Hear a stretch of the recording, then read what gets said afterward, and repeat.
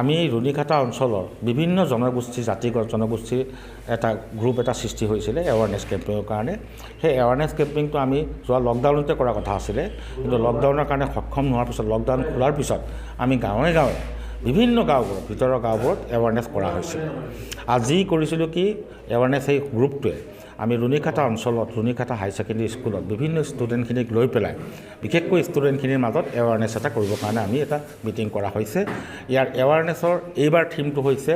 deforestation stop deforestation protect forest কাৰণ আমাৰ যিটো সমস্যা হৈছে মানে ৱাটাৰ শ্বৰ্টেজ হৈছে এগ্ৰিকালচাৰৰ ৰিডাকশ্যন হৈছে productivity man and element conflict বাঢ়ি গৈছে আৰু বহুত বাহিৰা মানুহে এই শক্তিক দি পেলাই মাটিবোৰ তেওঁলোকৰ দ্বাৰা ভঙাই পেলাই ধনী ধনী মানুহে কিছুমান খেতি কৰিবলৈ আৰম্ভ কৰিছে যিটো আমাৰ কাৰণে ভাল চিন্তা নহয় দুখীয়া মানুহ নহয় এইবোৰ কিছুমান ধনী মানুহ সোমাইছে সেইকাৰণে এইটো আমি এৱাৰনেছ কৰি পেলাই আমি BTC চৰকাৰ অসম চৰকাৰৰ লগত গৈ পেলাই যিবোৰ বৰ্তমান বেদখল কৰি আছে সেই মানুহখিনিক আমি বাহিৰলৈ উলিয়াই আনি চৰকাৰী সকলো সুবিধা দিবৰ কাৰণে IOI ঘৰৰ পৰা ধৰি ৱাটাৰ ছাপ্লাইৰ পৰা ধৰি তেওঁলোকৰ IBS ছিষ্টেমৰ পৰা যিখিনি আমি কৰিবৰ কাৰণে চেষ্টা কৰিম এই জানুৱাৰী মাহৰ পৰাই আৰম্ভ হ'ব এৱাৰনেছ হ'ব আৰু গোটেই গাঁওবুঢ়া সকলো লৈ পেলাই আমি আজি 2-3 দিনৰ ভিতৰত আৰু এখন ডাঙৰ মিটিং হ'ব যাতে এই এৱাৰনেছটো আমি একদম গাঁৱত যিবোৰ পঢ়িব নাজানে বকলম যি বেলেগ ভাষাও বুজি নাপায় সেনেকুৱা মানুহৰ মাজত দিবৰ কাৰণে চেষ্টা কৰিম गिबियावनो बे प्रग्रामखौ लानायखौ जोबोद मोजां मोनदों मानोना बे मोनसे भेरि इम्पर्टेन्ट बार्निं इस्यु जोंनि ससाइटिनि थाखाय आरो जोंनि एनभायरनमेन्ट स्पेशली जोंनि ट्राइबेल लेन्ड एरियायावहाय फरेस्टनि बिराद गेदेर गोनांथि दङ इम्पर्टेन्स दङ ओमफ्राय बेखौहाय जोङो बासायनानै दोननाया गोनांथार बे एवेयारनेसनि थाखायनो बे प्रग्रामखौ बानायनाय जादों जाहाथे गथ'फोरा मिथिनानै जोंनि फिउचारनि गथ'फोरा मोजाङैनो थांखिफोर लानानै जोंनि फरेस्टखौ बासायनो हानाय बायदि आरो बेजों लोगोसे आबहावाखौ बासायनो हानाय बायदि जोंनि स्कुलावहाय जोंनि कारिकुलामावहाय एनभायरनमेन्टेल साइन्सखौ स्टाडिसखौ गोबां गोनांथि होनाय जायो भेरि इम्पर्टेन्ट आरो जोङो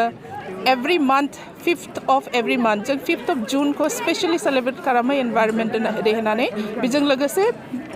एभ्रि मान्थ 5 तारिखाव जोङो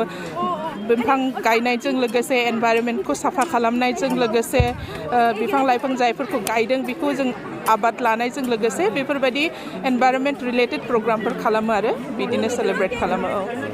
बेखौ जों स्कुलाव बांसिन गोनांथि होनाय जायो मानोना स्कुलावनो जोंनि फैगोन जेनेरेशननि गथ'फोरा थायो बिनिफ्रायनो जोङो समाजखौ मोनहानो हायोना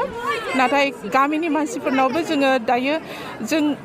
डेभेलपमेन्टनि नामै जोंनि फरेस्ट एरिया जाया जोंनि धोन ना गिबि धोन बेखौनो जोङो गोमागासिनो दङ बेखौ बासायनो थाखाय आं रायजोफोरनिसिम खावलायहरो जाहाथे जोङो बांद्राय बाहायनाङा आरो बाहायबाबो बिनि